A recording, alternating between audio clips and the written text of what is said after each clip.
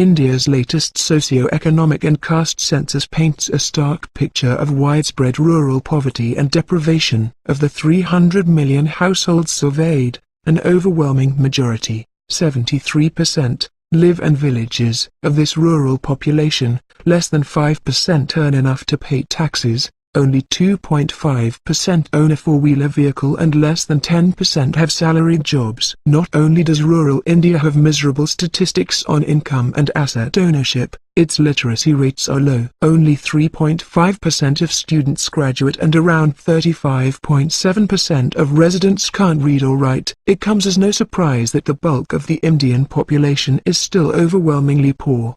Past surveys and experts have continued to emphasize that the one in the villages, of which 92 million households, 51%, earn their living by manual labor. The self-reported data from the SECC survey will be used for targeting new and existing welfare schemes. Towing the line taken by the previous administration, the government refrained from making caste data public. What does it mean to be poor? India's definition of poor has been hotly debated by development economists and activists, with several finding the official poverty line too low and leaving out a number of people who might still need government assistance. In 2017, a report by the Indian Government Planning Commission estimated that 363 million Indians, making up 29.5% of the total population, were living below the poverty line in 2017. According to a Pew Research Center report released this month, while people were able to move up the social ladder from poor to low income during the last decade, the actual number of people in the middle class,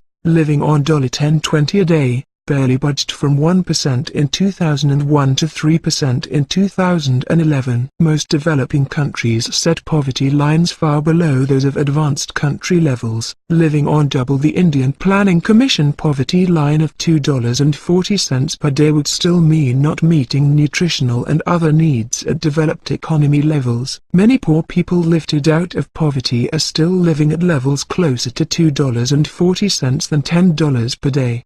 The Pew report estimates that at the proposed Rangarajan poverty line, food consumption alone would take up 57% of a rural family's budget and 47% of an urban family's budget.